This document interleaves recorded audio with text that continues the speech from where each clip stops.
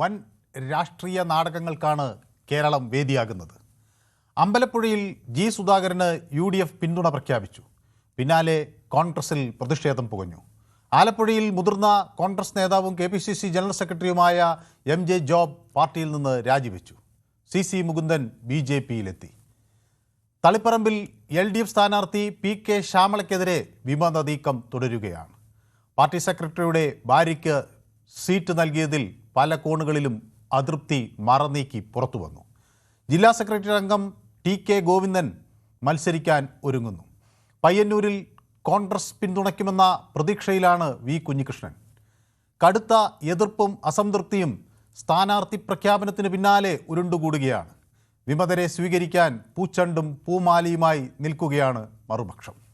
വിജയിക്കാൻ കുറുക്കുവഴികൾ ആരായുകയാണോ പാർട്ടികൾ? രാഷ്ട്രീയം ഇന്ന് ആശയങ്ങളുടെയും നയങ്ങളുടെയും വേദി അല്ലാതായി മാറിയോ? വ്യക്തിപരമായ താൽപ്പര്യങ്ങളും അവസരവാദവും മേൽക്കൈ നേടുന്ന അരങ്ങായി ആണോ ഈ രാഷ്ട്രീയ വേദി മാറിയത്? സ്വജനപക്ഷപാതവും സ്ഥാനലോൽപതയും രാഷ്ട്രീയത്തെ നിയന്ത്രിക്കുന്നുവോ? ഈ വിഷയമാണ് ന്യൂസ് 18 പൊതുവേദി ഇന്ന് ചർച്ച ചെയ്യുന്നത്. എല്ലാവർക്കും പൊതുവേദിയിലേക്ക് സ്വാഗതം.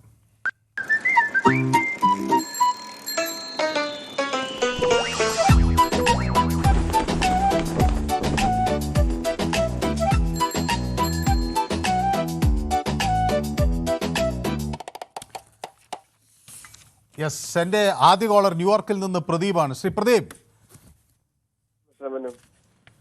Good morning. Good morning. Good morning. Good evening. അവിടെ ഗുഡ് മോർണിംഗ്, ഇവിടെ ഗുഡ് ഈവനിങ്. ഓക്കെ, ന്യൂയോർക്കിൽ നിന്ന് പ്രദീപ് ഈ വിഷയങ്ങളൊക്കെ അറിയുന്നുണ്ട്. ഇവിടെ രാഷ്ട്രീയ നാടകങ്ങളുടെ ഒരു നീണ്ട രംഗങ്ങൾ ഇങ്ങനെ മാറി മിന്നി മറിയുകയാണ്. പലയിടത്തും വിമതന്മാർ വരുന്നു, ചിലയിടങ്ങളിൽ അവർക്ക് വലിയ സ്വീകാര്യത കിട്ടുന്നു. അങ്ങനെ വരാനിരിക്കുന്ന ദിവസങ്ങളിൽ ഇതിൻ്റെ കൂടുതൽ വിസ്മയങ്ങൾ ഉണ്ടാകുമോ എന്ന ആശങ്കയിലാണ് മാധ്യമ ലോകവും. പ്രദീപിന് എന്ത് തോന്നുന്നു? മലയാളികൾ അവിടെ ഇരുന്നതൊക്കെ ചർച്ച ചെയ്യുന്നുണ്ടോ പ്രദീപ്? മലയാളികൾ ഞങ്ങൾക്ക് അറിയാവുന്ന കുറച്ച് പേരൊക്കെ ഞങ്ങളുടെ ഫ്രണ്ട്സും റിലേറ്റീവ്സ് ഒക്കെ ഇത് ചർച്ച ചെയ്യുന്നതാണ്. കാരണം നാട്ടില് ഈ പിണറായിയുടെ ദുരന്ത ഭരണം അവസാനിച്ച് എങ്ങനെയെങ്കിലും ജനങ്ങൾ രക്ഷപ്പെടട്ടെ എന്നുള്ള ഒരു പ്രാർത്ഥനയും ഒരു ആഗ്രഹവും എല്ലാവരുടെ മനസ്സിനകത്തുണ്ട്. ഇപ്പൊ തന്നെ മിസ്റ്റർ മനു, ഈ കോൺഗ്രസിന്റെ കുഴപ്പം ഇതാണ്. ഇവരൊന്ന് ചുമ്മാ നിന്നാ മതി, അറിയോ? വെറുതെ നല്ല കുറച്ച് സ്വഭാവ ശുദ്ധിയുള്ള കുറച്ച് രാഷ്ട്രീയ നേതാക്കന്മാർ, അല്ലെങ്കിൽ ഇനിയിപ്പോ ഞമ്മടെ പ്രത്യേകിച്ച് അലിഗേഷൻസ് ഒന്നും ഇല്ലാത്ത കുറച്ച് വ്യക്തികളെ വെറുതെ പിടിച്ച് നിർത്തിയാൽ മതി, കണ്ണും പൂട്ടി ജയിച്ചു പോകും. കാരണം പൊതുജനം അത്രയ്ക്കധികം ഈ പിണറായി വിജയന്റെ ധാർഷ്ട്യത്തോടും അഹങ്കാരത്തോടും ഈ കമ്മ്യൂണിസ്റ്റ് പാർട്ടിയുടെ അണികൾ കാണിക്കുന്ന പ്രവർത്തനങ്ങളും അവരുടെ ധാർഷ്ട്യവും അഹങ്കാരവും. പക്ഷെ മൂന്നാം പിണറായി സർക്കാർ വരുമെന്ന പ്രതീക്ഷയിലാണ് അവർ ഇരിക്കുന്നത് കേട്ടോ. രണ്ടാം തുടർ ഭരണം മൂന്നാം പിണറായി സർക്കാർ, അതാണ് അവരുടെ പ്രതീക്ഷ. നിങ്ങളിങ്ങനെ ജനം അവർക്ക് എതിരാണെന്നൊന്നും പറഞ്ഞാൽ അവർ വിശ്വസിക്കുമെന്ന് എനിക്ക് തോന്നുന്നില്ല. നോക്കും മിസ്റ്റർ മനു, കുറെ അണികളുണ്ട് അവർക്ക്, അത് സത്യമാണ്. അവര് പല ഷോയും കാണിക്കും. അവര് ഒറ്റ അടി കൊണ്ട് അവർ കുറെ ആൾക്കാരെ അങ്ങ് പ്രഖ്യാപിച്ചു. അവർ ഈ ഷോയും പരിപാടി എല്ലാം കാണും. ഈ മലയാളത്തില് നിങ്ങളുടെ തിരുവിതാംകൂറിലൊക്കെ ഒരു പഴമൊഴിയുണ്ട്, ആദ്യം വീഴുന്നത് പതിരെന്ന് പറയും, പിന്നെ വീഴുന്നതാണ് നെല്ല്. അത് ആദ്യം വീഴുന്ന പതിരാണ്.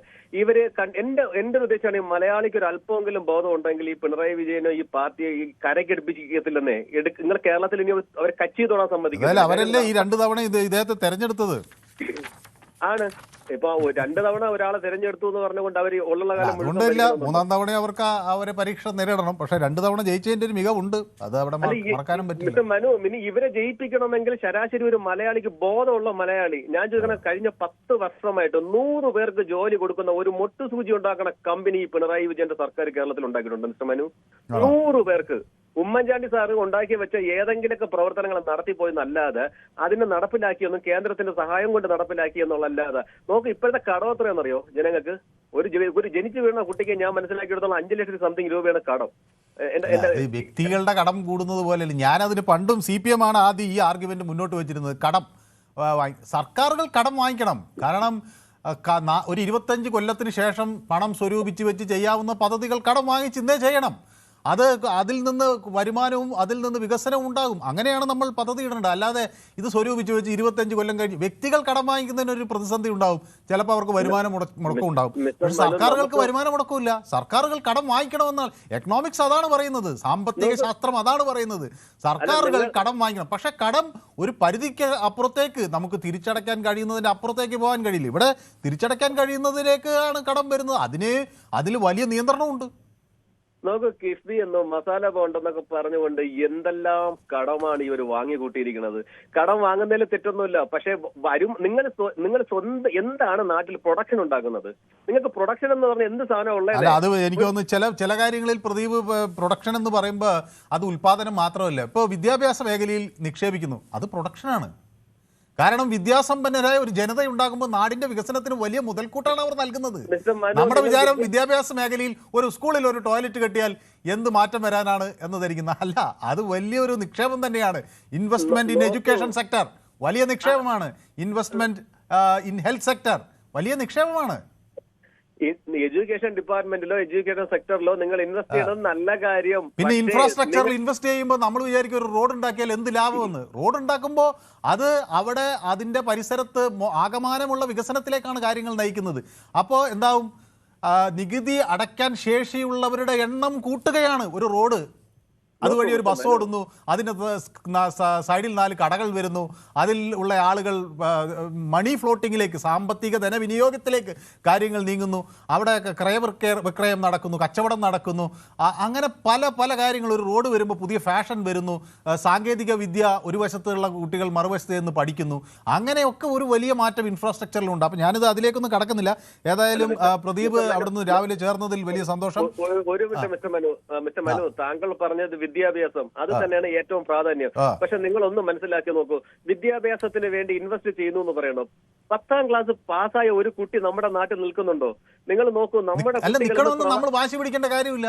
അവർ നല്ല തൊഴിലവസരങ്ങൾ തേടി പോട്ടെ, അവർക്ക് നല്ല കൂടുതൽ സാമ്പത്തിക ലാഭം കിട്ടുന്ന സ്ഥലത്ത് ജോലി ചെയ്യട്ടെ, അവർ അവരുടെ സമ്പാദ്യം ഈ നാട്ടിലേക്ക് അയക്കട്ടെ. അങ്ങനെ പ്രവാസികൾ അയച്ച സമ്പാദ്യത്തിൽ മുകളിൽ നിന്ന് ഒരു സാമ്പത്തിക സ്ഥിരത നേടിയ ഒരു സംസ്ഥാനമാണ് കേരളം. നമ്മൾ മണി ഓർഡർ എക്കോണമി എന്ന് ചിലരൊക്കെ തമാശയായിട്ട് വിളിച്ചെങ്കിലും പ്രവാസികൾ അയക്കുന്ന വലിയ തുക ഇവിടെ എത്തുന്നുണ്ട്. അത് വിദ്യാഭ്യാസത്തിന്റെ മെറിറ്റാണ്. മിസ്റ്റർ മനു, ഒരാൾ പ്രവാസിയായി ജീവിച്ച് കഴിയുമ്പോൾ മാത്രമേ പ്രവാസികൾക്ക് അതിന്റെ വിഷമം മനസ്സിലാവൂ. 22-30 വർഷം പ്രവാസിയായിരിക്കുന്ന ഒരു വ്യക്തിയോട് ചോദിച്ചു നോക്കണം, അവർക്ക് നാട്ടിൽ നിൽക്കാൻ പറ്റുക. നോക്കൂ, ഞാനൊരു കാര്യം പറയാം. നാട്ടിൽ സുരക്ഷിതമായിട്ട്, നാട്ടിൽ നല്ല വിദ്യാഭ്യാസവും അത് കഴിയുമ്പോൾ ജോലിയും കിട്ടുമെങ്കിൽ ഞാൻ എന്റെ കുട്ടികളെ നാട്ടിലേ വിടുള്ളൂ.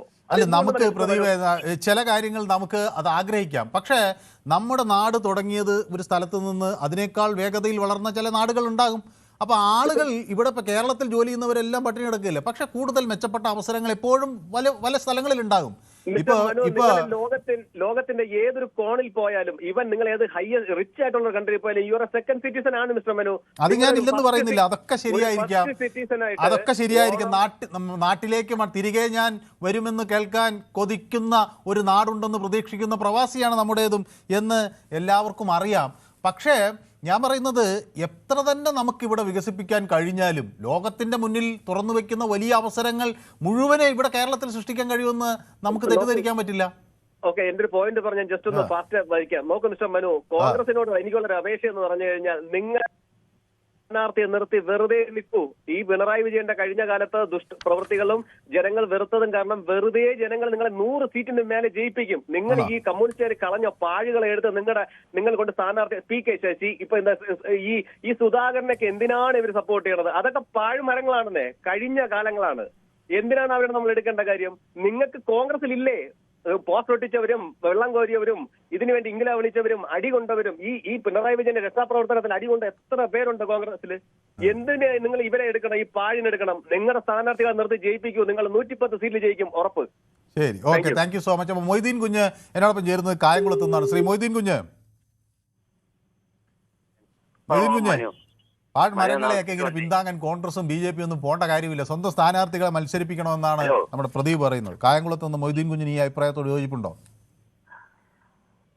ആദ്യമായിട്ട് ഒരു കാര്യം പറയട്ടെ മനുവിനോട്. ആ കിരണെ കൊണ്ട് ഇങ്ങനെ അങ്ങ് സൈക്കിൾ ചവിട്ടിക്കല്ലേ. ഇടയ്ക്കിടയ്ക്ക് മനും കൂടെ വലിയ കഷ്ടതയത്.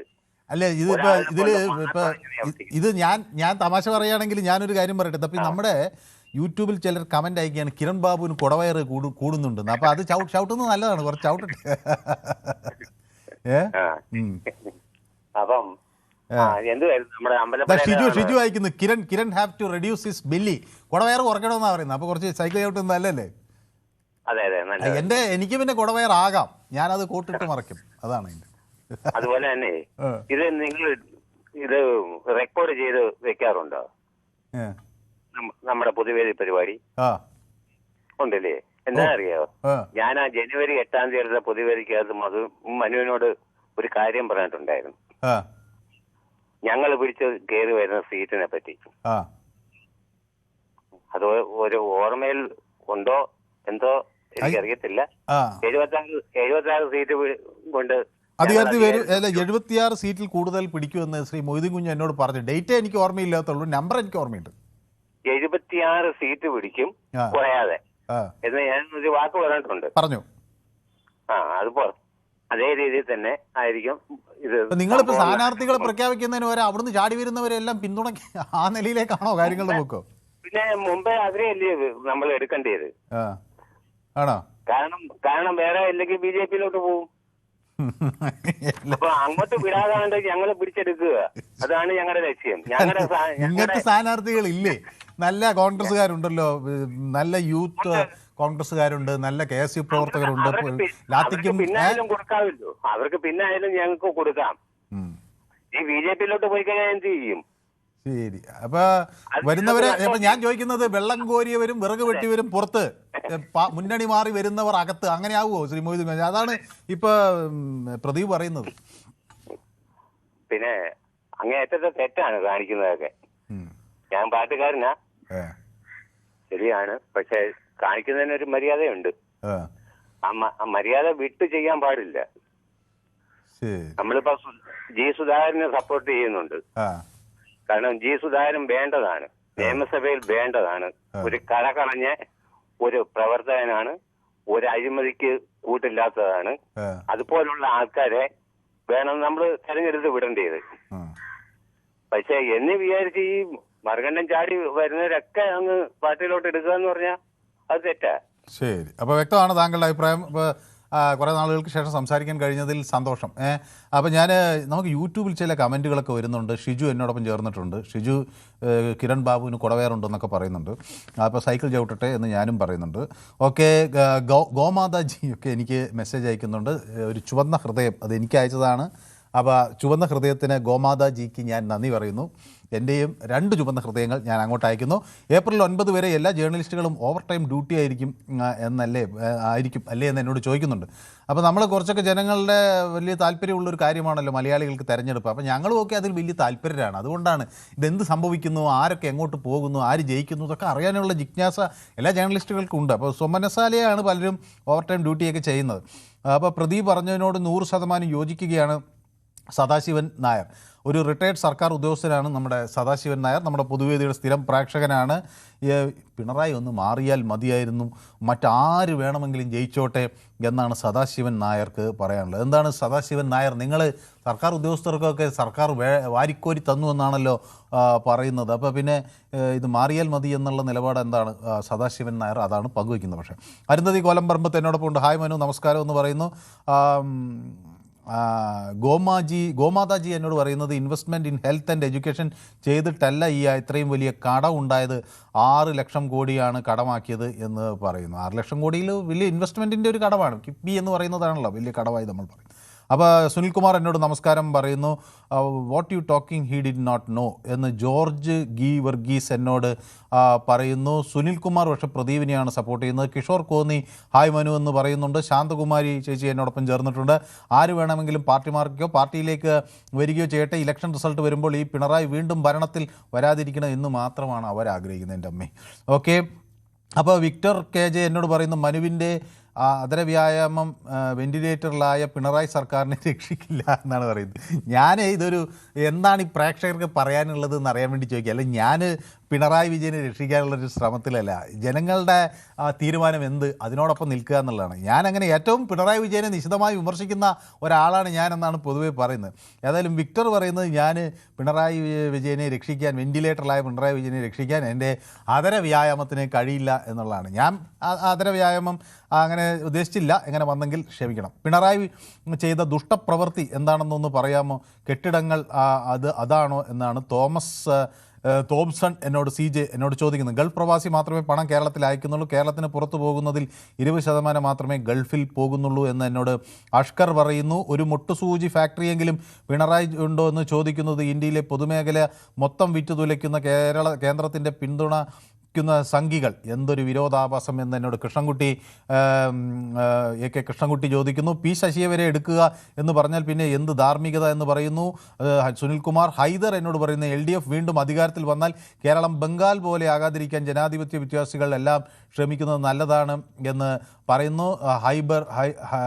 ജോബ് ബെർണാഡ് വേൾഡ് എനിക്ക് ചുവന്ന ഹൃദയങ്ങളൊക്കെ അയക്കുന്നുണ്ട്, തംസപ്പ് അയക്കുന്നുണ്ട്, നമസ്കാരം അയക്കുന്നുണ്ട്, പല ചിഹ്നങ്ങൾ അയക്കുന്നുണ്ട്. അപ്പോൾ ജോബ് ബെർണാഡിനും എൻ്റെ ചുവന്ന ഹൃദയങ്ങളും പിന്നെ തംസപ്പും നമസ്കാരവും എല്ലാം ഞാനും അങ്ങോട്ട് അയക്കണം, എല്ലാം നല്ലതിന് എന്ന് പറയുന്നു. നമ്മുടെ VC തോമസ് നമ്മുടെ സ്ഥിരം പ്രേക്ഷകനാണ്. അദ്ദേഹം എന്നോടൊപ്പം എത്തിയിട്ടുണ്ട്. UDFിലേക്ക് ഒറ്റയ്ക്ക് UDFന് ഒറ്റയ്ക്ക് നിന്ന് LDFനെ നേരിടാൻ പറ്റില്ല, അതുകൊണ്ടാണ് പുറത്തു വരുന്നവർ മുഴുവൻ സ്ഥാനാർത്ഥികളാക്കി സ്വീകരിക്കുന്നത്.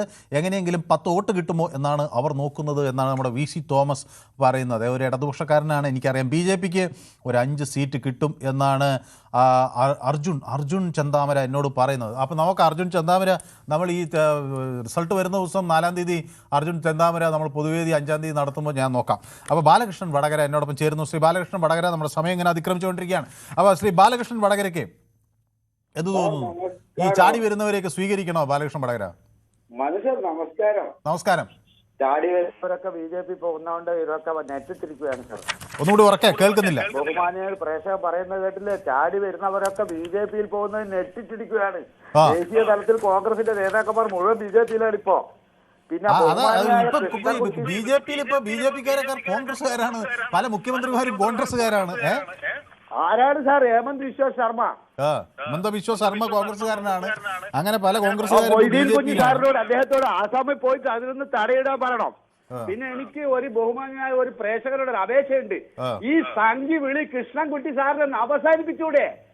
എപ്പോ വിളിച്ചാൽ സംഘി ചാണകത്തിൽ ചവിട്ടിയേ സെക്രട്ടറിയെ പോകാൻ പറ്റൂ. പിണറായി തന്നെ അധികാരത്തിൽ വരൂ, അധികാരത്തിന് പുറത്തു വിടൂല. ബാലകൃഷ്ണൻ വടകര, നിങ്ങളും അവരെ പരിഹസിക്കുന്നില്ല അന്തകമ്മി എന്നൊക്കെ പറഞ്ഞു. അന്തകമ്മി ഞങ്ങൾ വിളിക്കാറില്ല. സംഘി ഈ കൃഷ്ണൻകുട്ടി സാറിന് ചൊറിച്ചിലുണ്ടോ? എന്ത് പറഞ്ഞാൽ സംഘിയും ഇങ്ങനത്തെ ചർച്ചയിൽ എന്താ ബന്ധം? നിങ്ങൾക്ക് എന്താ ഇത്ര സങ്കടം വരേണ്ട കാര്യം? സങ്കടമല്ല, അദ്ദേഹം ജ്ഞാനിയാണെന്നാ ഞാൻ പറയുന്നത്. ഈ പിണറായി വിജയൻ തന്നെ വീണ്ടും അധികാരത്തിൽ വരും, ഞങ്ങൾ അധികാരത്തിന് വിടൂല. കാരണം ഈ കടമൊക്കെ ഉണ്ടാക്കി വെച്ചിട്ട് അങ്ങനെ തുള്ളിക്കലേ ഞങ്ങൾ വിടില്ല. അപ്പൊ നിങ്ങൾ പറയുന്നത് അധികാരത്തിൽ വരുമെന്നാണ് ബാലകൃഷ്ണൻ വടകര എന്നോട് പണ്ട് തൊട്ടേ പറയുന്നത്. പക്ഷെ BJPക്കാര് ഇത് ഏറ്റെടുക്കുമോ ശ്രീ ബാലകൃഷ്ണൻ വടകര അങ്ങ് പറയുന്ന ഈ നിലപാട്? എനിക്ക് ടെലിഫോണിൽ എന്തോ പറ്റിപ്പോയി. ഓക്കെ. മുരളീധരൻ കോഴിക്കോട് നിന്ന് എന്നോടൊപ്പം ചേരുന്നു. ശ്രീ മുരളീധരൻ കോഴിക്കോട് എവിടെ നിന്നാണ് വിളിക്കുന്നത്? കോഴിക്കോട് നടക്കാവുന്നതാണ്. അതെ. ശ്രീ മുരളീധരൻ, ഇത് നോക്കൂ, ഇത് ആളുകൾ ഇങ്ങനെ അങ്ങോട്ടും മാറുന്നു. ചിലർ സ്വതന്ത്രരായി പ്രഖ്യാപിക്കുന്നു, അവരെ പിന്തുണയ്ക്കുന്നു. ഇപ്പോൾ കുഞ്ഞികൃഷ്ണൻ പറയുന്നത് പയ്യന്നൂരിൽ തന്നെ UDF പിന്തുണയ്ക്കണം എന്നാവശ്യപ്പെടുന്നു. ഇപ്പോൾ നമ്മുടെ TK ഗോവിന്ദനും ഇപ്പോൾ തളിപ്പറമ്പിൽ വരികയാണ്. അദ്ദേഹം പിന്തുണ ആവശ്യപ്പെട്ടേക്കാം. ഒരുപക്ഷെ കോൺഗ്രസ് അവിടെ അബ്ദുൾ റഷീദിനെയാണല്ലോ സ്ഥാനാർത്ഥിയായി ഉദ്ദേശിക്കുന്നത്. അപ്പോൾ അതൊക്കെ മാറി ഇനിയിപ്പോൾ എല്ലാം ഈ ഇവിടുന്ന് ചാടി വരുന്നവരെ പിന്തുണയ്ക്കുന്ന ഒരു സാഹചര്യം ആകുമോ? എനിക്ക് ഒരു സ്റ്റേറ്റ്മെന്റ് പറയാൻ മാത്രമേ ഉള്ളൂ. കാരണം ഞാൻ വല്ലപ്പോഴും ചാനൽ മാറ്റുന്ന സമയത്ത് മാത്രമാണ് നിങ്ങളുടെ ചാനൽ കാണുന്നത്. അപ്പോൾ ഞാൻ വല്ലപ്പോഴും കാണുന്ന സമയത്ത് ഇറ്റ്സ് ട്രൂലി ഒരു ബയാസ്ഡ് ആയിട്ടാണ് എനിക്ക് കാണുന്നത്. നിങ്ങൾ രണ്ടുപേരും ട്രൂലി ഒരു LDF പിന്നെ വെള്ളപൂശാനുള്ള ഒരു വേദിയായിട്ടാണ് ഇത് ഉപയോഗിക്കുന്നത്. അതുമാത്രം പറയാൻ വേണ്ടിയിട്ടാണ് വിളിച്ചത്. അതെന്താണ് അങ്ങനെ തോന്നാൻ അങ്ങേക്ക് കാരണം എന്താണ്?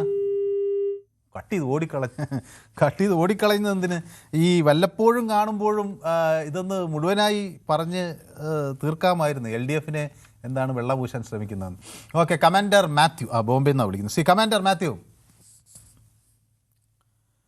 നമ്മൾ കുറച്ച് ദിവസമായി സംസാരിച്ചിട്ട്. അതെ അതെ, ഞാൻ ഈ വർഷം ആദ്യം കേട്ടോ വിളിക്കുന്നത്. ഈ വർഷം ശരിയാണല്ലേ? കുറെ നാളായി. കുറെ നാളായി. ശരിയാണ്. ഞാൻ യാത്രയിലൊക്കെ ആയിരുന്നു. അത് കഴിഞ്ഞ് ഇന്ത്യ വന്നതേ ഉള്ളൂ. ഞാനും പിന്നെ കുറച്ച് ദിവസം അവധിയിലായിരുന്നു ഈ വർഷം, ആദ്യ 2 മാസം. എന്തായാലും എനിക്ക് ഇഷ്ടപ്പെട്ടു നമ്മുടെ സൈക്കിളും നമ്മുടെ ഇയർഫോണും. ഞാൻ ഇന്ന് വിചാരിച്ചു എന്തായാലും ഒന്ന് വിളിച്ചിട്ട് തന്നെ കാര്യമെന്ന് വിചാരിച്ചു. തിരക്കിലായിരുന്നല്ലേ?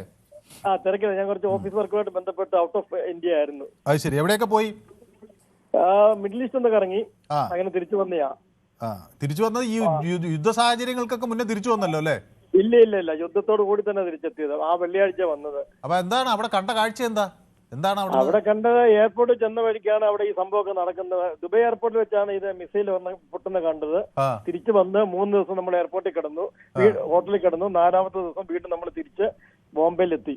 3 ദിവസം റോട്ടിലായിരുന്നു അക്ഷരാർത്ഥത്തിൽ അല്ലേ? ആക്ച്വലി നമ്മൾ ഹോട്ടലിൽ കിടന്നു. ഇവര് പറഞ്ഞ് ഫുഡും ഭക്ഷണമൊക്കെ തരുമെന്ന്, അതൊന്നും തന്നൊന്നുമില്ല. എനിവേ നമ്മൾ തിരിച്ച്. പക്ഷെ അവിടെ പൊതുവെ ആളുകളൊക്കെ ആങ്സൈറ്റിയിലാണോ? എന്താണ് അവിടുത്തെ ഒരു സാഹചര്യം? ഇപ്പോഴത്തെ സിറ്റുവേഷൻ ആൾക്കാരൊക്കെ ആൻസൈറ്റിയിലാണ്. ഇപ്പോഴത്തെ സിറ്റുവേഷൻ വളരെ ബിയോണ്ട് കൺട്രോൾ ആണ്. നമ്മൾ ഈ പറയുന്ന പോലെ ഒന്നുമല്ല എല്ലായിടത്തും സിറ്റുവേഷൻ. അന്നത്തെ അതുപോലല്ല. ഇപ്പം കുറച്ചൊക്കെ ആൾക്കാർ സ്കേഡ് ആയി തുടങ്ങി. കാര്യം ഇതൊരു അൺഐഡന്റിഫൈഡ് ആയിട്ട് നീണ്ടു പോവാണല്ലോ സംഭവമേ. അതുകൊണ്ട് നമ്മളെല്ലാരും ഇനി ഒന്ന് കുറച്ച് കെയർഫുൾ ആയിരിക്കണം. പ്രത്യേകിച്ച് നമ്മൾ കണ്ടില്ലേ നമ്മുടെ നാട്ടിലെ ഗ്യാസിന്റെ പ്രോബ്ലം, ഹോട്ടലുകൾ അടയ്ക്കുന്നു, ഇക്കോണമി ശരിക്കും തകരുക. ബോംബെ പോലും ഗ്യാസുകള്, പൈപ്പ് ലൈൻ ഗ്യാസ് ഉള്ള നമ്മുടെ ഇവിടെ പോലും ഗ്യാസിന്റെ കട്ടൊക്കെ വരാനായി തുടങ്ങി കേട്ടോ. അതൊക്കെ ജനങ്ങളൊക്കെ കുറച്ചും കൂടെ ഒക്കെ നമ്മുടെ അടുക്കളയിലൊക്കെ വിറകൊക്കെ ഉപയോഗിച്ച് മുന്നോട്ട് പോകുന്നതായിരിക്കും കുറച്ചും കൂടെ ഒക്കെ നല്ലത്. ഈ ബോംബെയിലൊക്കെ വിറകെടുപ്പൊക്കെ എളുപ്പമാണോ? ഇല്ല, പറ്റില്ല. ഇവിടെ പറ്റില്ല. ഇവിടെ മണ്ണെണ്ണ സ്റ്റവ് പറ്റും, വേറെ ഒന്നും നമുക്ക് നടക്കത്തില്ല. ഇവിടെ അതൊന്നും പറ്റത്തില്ല. വൺസ് ഇത് പോയി കഴിഞ്ഞാൽ നമ്മളെല്ലാം അനുഭവിക്കുക എന്നുള്ളതേ ഉള്ളൂ. അപ്പൊ ഏതായാലും നമ്മുടെ വിഷയത്തിലേക്ക് വരുമ്പോൾ ഈ ഇവിടുത്തെ ഈ നാടകങ്ങളൊക്കെ രാഷ്ട്രീയ അന്തർനാടകങ്ങളും പിന്നെ ബാഹ്യ നാടകങ്ങളും ഒക്കെ കാണുന്നുണ്ടോ മലയാളികൾ ബോംബെയിൽ? എനിക്ക് തോന്നുന്നത്, എനിക്ക് ആക്ച്വലി കോൺഗ്രസ് പ്രസ്ഥാനത്തിനോട് ഞാൻ കോൺഗ്രസ്സുകാരനായ സ്ഥിതിക്ക് വളരെ റെസ്പെക്ട് ഒക്കെ ഉണ്ടായിരുന്നു. കാര്യം എനിക്കും മനസ്സിലാവാത്ത എന്തുകൊണ്ടാണ് ഈ കോൺഗ്രസ്സുകാർ അവിടെ ഇവിടെ ഉള്ളവരെയൊക്കെ ഇങ്ങോട്ട് എടുക്കുന്നു, നമ്മുടെ കോൺഗ്രസ് പാർട്ടിയിലേക്ക് എടുക്കുന്നു. അതോടൊപ്പം തന്നെ കോൺഗ്രസിൽ തന്നെ എന്റെ ജന്മസ്ഥലമായ അടൂരി എന്ന ഒരു ജില്ലാ സെക്രട്ടറി, പുള്ളി 2 ദിവസം വരെ പറഞ്ഞ് ഞാൻ എന്റെ പാർട്ടി വിടത്തില്ലെന്ന് പറഞ്ഞ്. ഇന്ന് ഞാൻ നോക്കിയപ്പോൾ പുള്ളി നേരെ പോയിട്ട് കുന്നത്തുനാട്ടിലെ സ്ഥാനാർത്ഥി അയക്കുന്നു. ആലോചിച്ച് നോക്കിക്കേ. അടൂര് ഞാൻ പർട്ടിക്കുലർ ഒരു കാര്യം പറയാം, അസംബ്ലി മണ്ഡലം പറയാം. അടൂരെ പറ്റി എടുത്താല് അവിടെ പന്തളം സുധാകരൻ പറഞ്ഞ ഒരു പഴയ ഒരു മന്ത്രി ഉണ്ടായിരുന്നു. KSന്റെ ഒരു വലിയ ലീഡറാണ് പന്തളം സുധാകരൻ. ആ പുള്ളിയുടെ പേര് പോലും ഇപ്പം വന്നിട്ടില്ല. പുള്ളി വളരെ കാലമായിട്ട് കോൺഗ്രസ് പ്രസ്ഥാനത്തിൽ വന്ന ഒരു വലിയ ലീഡർ. രമേശ് ചെന്നിത്തലയുടെ കൂടെ നിന്ന കരുണാകരന്റെ കൂടെ പ്രവർത്തിച്ച നേതാവ്. പുള്ളിക്ക് ഇപ്പൊ സീറ്റും ഇല്ല, പുള്ളിയെ ജനങ്ങളും അറിയത്തില്ല. പകരം എന്താ വന്നേ, അവിടെ ഇവിടെയൊക്കെ കിടക്കുന്നവരൊക്കെ പിടിച്ച് ആക്കുവാണ്, അവർക്കൊക്കെ സീറ്റ് കൊടുക്കുന്നു. വരുന്നവരെല്ലാം പോരെ എന്നും പറഞ്ഞ് എന്താ പറയുക, വെറും ഒരു ലായം പോലെ അത് ഇവരും ചെയ്യുന്നുണ്ട്, BJP ചെയ്യുന്നുണ്ട്. BJPക്ക് എനിക്ക് തോന്നുന്നു കോൺഗ്രസ് എന്ന് പറയുന്ന ഒരു വർക്ക്ഷോപ്പാണ്. അവിടെ ആൾക്കാരെ ട്രെയിൻ ചെയ്തിട്ട് BJPക്കാരും എടുക്കുക. ട്രെയിനിങ് സെന്റർ, കോൺഗ്രസ് ട്രെയിനിങ് സെന്ററും BJPക്ക് ആണെങ്കിൽ അവർക്ക് ജോബ് കൊടുക്കുന്ന സ്ഥലമായിട്ട് മാറിയേക്കുക. അതിലിപ്പോ നടന്നുകൊണ്ടിരിക്കുന്നത് ഇവിടെ എന്ത് രാഷ്ട്രീയ പൊളിറ്റിക്കലുമായിട്ട് വിഷയമായിട്ട് ബന്ധപ്പെട്ട് ആരും മുന്നോട്ട് ഇതുവരെ വന്നിട്ടില്ല. പക്ഷേ അത് അങ്ങനെ നമുക്ക് ഇപ്പൊ നോക്കുമ്പോൾ ഈ പല ആളുകളും ഈ കുറെ കാലം മത്സരിച്ചു. പന്തളം സുധാകരനാണെങ്കിൽ അദ്ദേഹം കുറെ മുമ്പ് മത്സരിച്ചു, പക്ഷെ മന്ത്രിയൊക്കെ ആയി തോറ്റു. അതാണ് പ്രശ്നം. അതെ, തോറ്റു കഴിഞ്ഞപ്പോ അയാളെ ചണ്ടി പോലെ വലിച്ചിങ്ങെറിഞ്ഞു. തോറ്റു കഴിയുമ്പോഴത്തേക്കും ഈ രാഷ്ട്രീയത്തിൽ അങ്ങനെയാണല്ലോ, മറ്റൊരാളെ പരീക്ഷിക്കുക, ജയിക്കുന്നില്ല എന്ന് കാണുമ്പോൾ ചിറ്റയം ഗോപകുമാർ അവിടുന്ന് തുടർച്ചയായി ജയിക്കുകയാണ് 2 തവണ. അതെ, കറക്റ്റാ ആണ്. പകരം ഇപ്പം പുതിയ ആളെ കൊണ്ടുവന്നിട്ടുണ്ട്. ഇപ്പൊ ഒരു പുള്ളിക്കാരിയെ കൊണ്ടുവന്നിട്ടുണ്ട്. നമുക്കറിയില്ല, അതും പുറത്തുനിന്ന് എവിടെയാണ് കൊണ്ടുവെക്കുന്നത്. അപ്പൊ ഞാൻ നോക്കിയപ്പം ഒരു സ്ഥലത്തും അവിടെ ജനിച്ചു വളർന്ന ഒരു കാൻഡിഡേറ്റ് ഇല്ലാത്ത അവസ്ഥയിലേക്ക് നമ്മൾ മാറി. ഞാൻ ഇനിയിപ്പോ അടൂർ നിന്ന് ഞാൻ വേണമെങ്കിൽ വല്ല സുൽത്താൻ ബത്തേരിയിലാണ് പോയി വല്ല സ്ഥാനാർത്ഥിയായിട്ട് നിൽക്കേണ്ട അവസ്ഥ വരുമെന്ന് എനിക്ക് തോന്നുന്നത്.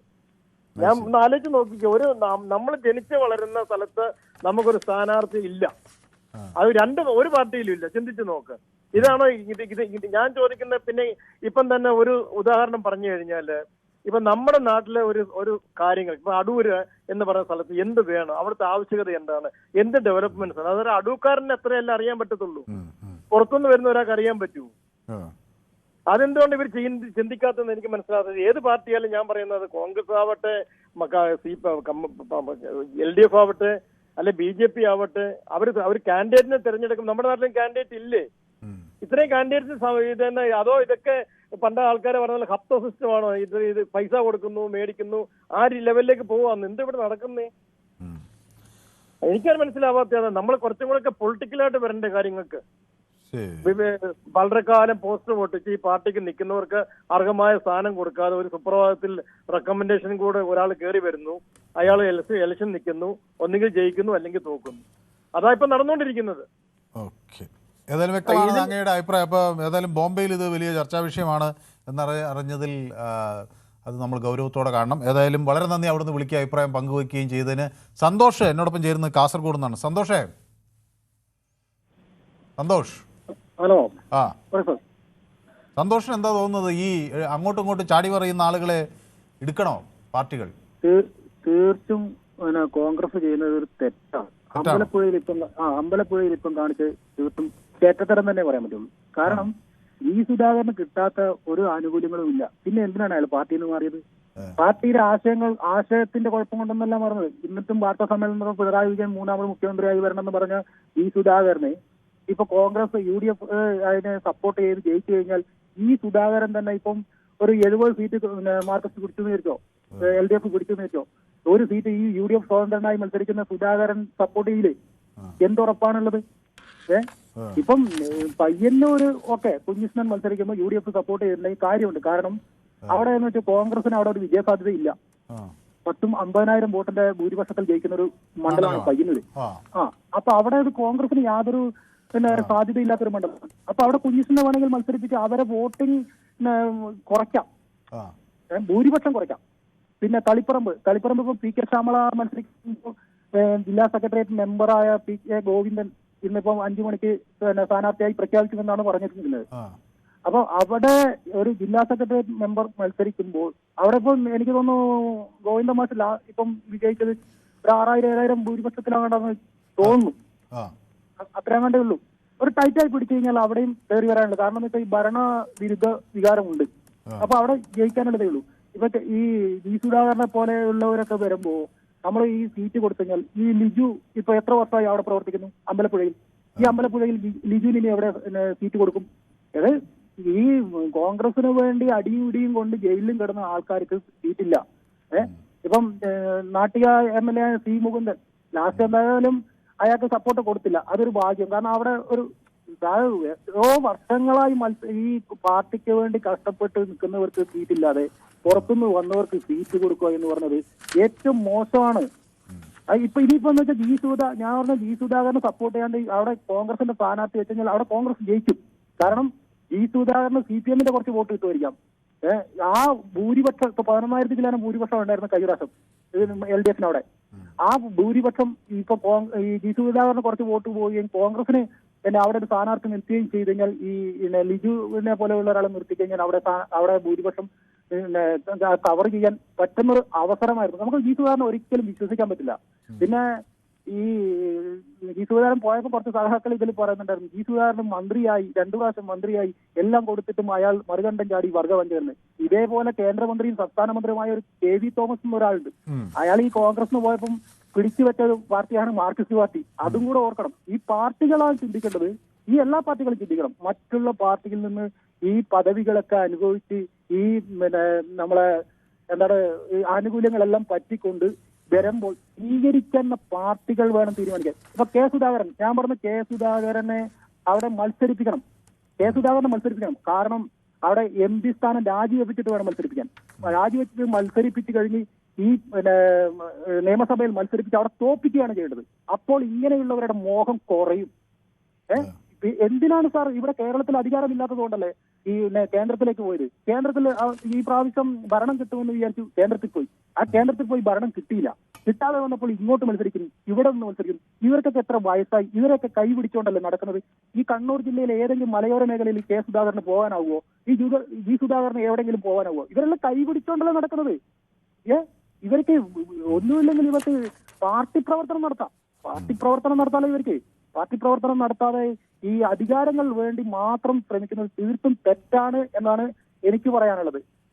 ശരി, വ്യക്തമാണ് താങ്കളുടെ അഭിപ്രായം. അപ്പോൾ നമ്മുടെ സമയം ഇങ്ങനെ അതിക്രമിക്കുകയാണ്. രാജൻ കൊല്ലത്ത് നിന്ന്, ഇനി ചുരുങ്ങിയ വാക്കുകളിൽ ശ്രീ രാജൻ. അതെ, ഈ ആദ്യം വിളിച്ച ആള് ജോലി ചെയ്യുന്നത് ഉമ്മൻചാണ്ടി കല്ലിട്ട ന്യൂയോർക്കിലെ കമ്പനിയിലാണോ എന്ന് ചോദിക്കാൻ മറന്നുപോയി, ഞാനത് വിട്ടുപോയത്. അതുകൊണ്ടാ പിന്നെ ഈ മറ്റുള്ള സ്ഥലങ്ങളിലെല്ലാം പിന്നെ കോൺഗ്രസ് ജയിച്ചത് ഈ അവിടെ എല്ലാം മാർക്സിസ്റ്റ് പാർട്ടിയും ഈ ഇവരൊക്കെ ഉള്ളതുകൊണ്ട്. ഇപ്പൊ UP, ബീഹാർ, രാജസ്ഥാന്, അതുപോലെ മധ്യപ്രദേശ്, ഇവിടെ എല്ലാം കോൺഗ്രസ് എന്തോ ഒരു ഭയങ്കര ശക്തിയാ. ഇവിടെ ബാക്കിയുള്ള സ്ഥലങ്ങളിൽ ഇപ്പം കേരളത്തിൽ മാത്രമേ ഉള്ളൂ ഇല്ലാത്തത്. അപ്പൊ അവരിപ്പോ പെട്ടെന്ന് വരുമെന്നാണ് എനിക്ക് തോന്നുന്നത്. പിന്നെ ഞങ്ങളുടെ ഹൈക്കമാൻഡ് തീരുമാനിക്കും ഇവിടെ കേരളത്തിൽ ആരൊക്കെയാണ് നിൽക്കേണ്ടതെന്ന്. ഹൈക്കമാൻഡ് എന്ന് പറഞ്ഞാൽ ഞാനും എന്റെ അമ്മയും പിന്നെ എന്റെ പെങ്ങളും പിന്നെ റോബർട്ട് വാധേരയും ഞങ്ങളാ തീരുമാനിക്കുന്ന ആരൊക്കെ ഇവിടെ നിൽക്കണമെന്നുള്ളത്. എനിക്ക് തോന്നുന്നത് 135 സീറ്റ് വരെ ജയിക്കും. പിന്നെ കേരളത്തിൽ നിന്ന് ആൾക്കാർ വിട്ടുപോകുന്നെന്ന് പറഞ്ഞു ജോലിയില്ലാതെ. ഏറ്റവും കൂടുതൽ പോകുന്നത് ഗുജറാത്തിൽ നിന്നാണ്, രണ്ടാമത് പോകുന്നത് UP നിന്നാണ്, മൂന്നാമത് പോകുന്നത് പിന്നെ കർണാടകയിൽ നിന്നാണ്, നാലാമത് പോകുന്നത് ആന്ധ്രാപ്രദേശിൽ നിന്നാണ്, 7ാം സ്ഥാനമേ ഉള്ളൂ പിന്നെ കേരളത്തിന്. ആ കാര്യം കൂടെ ഒന്ന് ഓർപ്പിക്കണം. പിന്നെ ആണി തൂക്കാൻ കുറച്ച് ആണി കൊടുത്തയക്കണമെന്ന് പറയണം. ഇവിടെ നമ്മുടെ പിന്നെ അവിടെ സർക്കാർ വീട് പണിഞ്ഞില്ല, അപ്പൊ അവിടെ കലണ്ടർ തൂക്കാൻ പെങ്ങളകുട്ടിയുടെ കലണ്ടർ ഉണ്ട്, അതൊന്ന് തൂക്കിയിടാൻ കൊണ്ട് കുറച്ച് ആണി കൊടുത്തയക്കാൻ പറയണം. ശരി, ഓക്കെ. അപ്പോൾ നമ്മുടെ ഹൈദർ KK എന്നോട് പറയുന്നത് LDF വീണ്ടും അധികാരത്തിൽ വന്നാൽ കേരളം ബംഗാൾ പോലെയാകും എന്ന് പറയുന്നുണ്ട്. ജോബ് ബെർണാഡ് എന്നോടൊപ്പം ചേർന്നിട്ടുണ്ട്. അർജുൻ ചന്താമര BJPക്ക് 5 സീറ്റ് വിട്ട് എന്ന് പറഞ്ഞല്ലോ, മാറാത്തത് മാറും, BJP വരും എന്ന് എന്നോട് പറയുന്നു. വിനയ് റോഷ് മല്ലിക വിനയ് റോഷ് മല്ലിക എന്നോട് പറയുന്നത് മാറാത്തത് മാറുമെന്നാണ്. സുനിൽ കുമാർ എനിക്ക് തംസപ്പ് അയക്കുന്നുണ്ട്. മുരളി നമ്മുടെ എത്തിയിട്ടുണ്ട്. ഹായ് മനു എന്ന് പറയുന്നുണ്ട്. ഹായ് മുരളി. രാജ ഫ്രാൻസിസ് എന്നോടൊപ്പം ചേർന്നുണ്ട്. ഞങ്ങൾക്ക് ഒരു നിയോഗമേ ഉള്ളൂ എന്ന് പറയുന്നു. പിണറായിയെ TV-യിൽ കണ്ടാൽ TV ഓഫാക്കുന്നവരാണ് കൂടുതൽ എന്ന് സുനിൽ കുമാർ എന്നോട് പറയുന്നു. ഗോമാതാജി പറയുന്നു ന്യൂസ് 18 ഒപ്പീനിയൻ പോൾ എന്താണെന്ന് നമുക്ക് എടുക്കാം. ഒപ്പീനിയൻ പോളൊക്കെ വരും. രവിപ്രഭ എന്നോട് ഹായ് എന്ന് പറയുന്നുണ്ട്. അപ്പോൾ രവിപ്രഭയ്ക്ക് എൻ്റെ തിരിച്ച് ഹായ്. സുധാകരൻ ഭാവിയിൽ UDFന് പാരയാകാതിരുന്നാൽ ഭാഗ്യം എന്ന് പറയുന്നുണ്ട്. രാജ ഫ്രാൻസിസ് പറയുന്നു പിണറായിയെ തോൽപ്പിക്കണം, കേരളം രക്ഷപ്പെടുമെന്ന് പറയുന്നു. LDF സീറ്റ് വാങ്ങി അധികാരത്തിൽ വരും. 5 വർഷം മുമ്പ് LDF 110 സീറ്റ് വാങ്ങി അധികാരത്തിൽ വരുമെന്ന് ജോർജ് കുട്ടി തോമസ് എന്നോട് പറയുന്നു. 5 വർഷം മുമ്പ് എന്തൊക്കെയായിരുന്നു? 99 വാങ്ങി, രണ്ടാമതും വന്നു. ചാടി വരുന്നവരെയെല്ലാം LDF സ്വീകരിക്കാം, വേഗം സീറ്റ് കൊടുക്കാം, UDFന് അത് പാടില്ല എന്നാണോ ഹൈദർ എന്നോട് അങ്ങനെയാണ് ചോദിക്കുന്നത്. അപ്പോൾ ആർക്ക് വേണമെങ്കിലും കൊടുക്കാം ഹൈദറെ. ഓക്കെ, ഒരു വിക്കറ്റ് പോയല്ലോ എന്ന് മുരളി എന്നോട് പറയുന്നു. നമസ്കാരം മനു, ബാലകൃഷ്ണൻ ഓൺ ഫയർ എന്ന് ക്രിസ് എന്നോട് പറയുന്നുണ്ട്. അപ്പോൾ ബാലകൃഷ്ണൻ ഇന്ന് ആഞ്ഞടിക്കുകയാണ്. ബാലകൃഷ്ണനൊക്കെ വലിയ പ്രതീക്ഷയിൽ ഇരിക്കുകയെന്നാണ് ഞാൻ വിചാരിക്കുന്നത്. അപ്പോൾ സ്വർണ്ണലത എന്നോട് പറയുന്നു പിണറായിയുടെ 3ാം തവണ വരണം എന്നാഗ്രഹിക്കുന്നു. ഏറ്റവും മുന്നിൽ നിൽക്കുന്ന വ്യക്തി പിണറായി തന്നെയാണ്, കാരണപൂരൻ കാരാഗൃഹത്തിലാണെന്ന്. ഓക്കെ, ചാടി വരുന്നവരെല്ലാം LDFന് സ്വീകരിക്കാം, വേഗം സീറ്റ് കൊടുക്കാം, UDFന് അത് പാടില്ല എന്നാണോ എന്ന് ഹൈദർ ചോദിക്കുന്നു. അധികാരമോഹികളെല്ലാം UDF BJP എന്ന് പിന്നെ ജോർജ് കുട്ടി തോമസ് എന്നോട് പറയുന്നു. ചാടി വരുന്നവരെയൊക്കെ BJPക്ക് മാത്രമേ എടുക്കാവൂ എന്ന് നിയമമുണ്ടോ എന്ന് ബ്ലോക്ക് ച എന്നോട് പറയുന്നു. രവിപ്രഭ ഹലോ മനു എന്ന് എന്നോട് പറയുന്നുണ്ട്. രവിപ്രഭ ഹലോ. അപ്പോൾ ജോബ് ബെർണാഡ് എനിക്ക് ചുവന്ന ഹൃദയങ്ങളൊക്കെ അയച്ചല്ലോ. അപ്പോൾ ജോബ് ബെർണാഡിന് ചുവന്ന ഹൃദയങ്ങൾ. അഭിജിത്ത് എന്നോട് 1188 അഭിജിത്ത് എന്നോടൊപ്പം ചേർന്നിട്ടുണ്ട്. ഹായ് മനുചേട്ടാ, ഇന്ന് അടിപൊളിയായിരിക്കുന്നു, സുഖമാണോ? എനിക്ക് തോന്നുന്നു മനുചേട്ടനും ഒരു പാർട്ടിക്കും സപ്പോർട്ട് കൊടുക്കുന്നതാണെന്ന് എനിക്ക് ഇതുവരെയും തോന്നിയിട്ടില്ല. അവതരണമൊക്കെ അടിപൊളിയാണ് കണ്ടോ. അപ്പോൾ എന്നെ നമ്മുടെ കോഴിക്കോട് നിന്ന് ഒരു പ്രേക്ഷകൻ വിളിച്ചിട്ട് പറയും ഞാൻ CPM കാരനാണെന്ന്. അപ്പോൾ എന്നെ പിന്തുണച്ചുകൊണ്ട് അഭിജിത്ത് വന്നിരിക്കുന്നു ത്രിവർണ്ണ പതാക. എനിക്ക് തോന്നുന്നത് അഭിജിത്ത് അപ്പോൾ പറയുന്നത് ഞാനൊരു നിഷ്പക്ഷ നിലപാടുള്ള ആളാണ്. ഏതായാലും അഭിജിത്ത് CPM കാരനല്ല. അപ്പോൾ അത് തന്നെ അത് കൃത്യമായി അദ്ദേഹത്തിൻ്റെ ഇതിൽ നിന്നൊക്കെ എനിക്കറിയാം. അപ്പോൾ സുനിൽകുമാർ പറയുന്നത് കിരൺ CPM കാരനാണ്, അതാണ് ആ ചേട്ടൻ അങ്ങനെ പറയാൻ കാരണം. ഓക്കെ, ഓക്കെ, എനിക്കറിയില്ല. രവിപ്രഭ എന്നോട് ഹലോ എന്ന് പറയുന്നു. വല്ലപ്പോഴും വിളിക്കുന്ന ആളുകൾക്ക് കണക്ഷൻ കിട്ടിയിട്ട് സംസാരിച്ച് പൂർത്തിയാക്കാതെ ഇട്ട് ഓടി ഞങ്ങൾ പലരും ശ്രമിച്ചിട്ട് കിട്ടുന്നില്ല എന്ന് ശിവദാസൻ നായർ പറയുന്ന അതെ അദ്ദേഹം ടി വി മാറ്റുമ്പോൾ ഇങ്ങനെ ആകസ്മികമായി കണ്ടപ്പോൾ ഇത് CPM ആണെന്ന് തോന്നിയപ്പോൾ വിളിച്ചതാണെന്നാണ് പറഞ്ഞു. എന്നാൽ അത് ബാക്കിയും കൂടി കേൾക്കാൻ നിന്നില്ല, ഒട്ടും സമയമില്ലാത്ത ആളാണ്, അതുകൊണ്ട് കുഴപ്പമില്ല. ഏതായാലും മാറ്റുമ്പോഴെങ്കിലും കാണുന്നുണ്ടല്ലോ, അതൊരു ഭംഗിയുള്ള കാര്യം.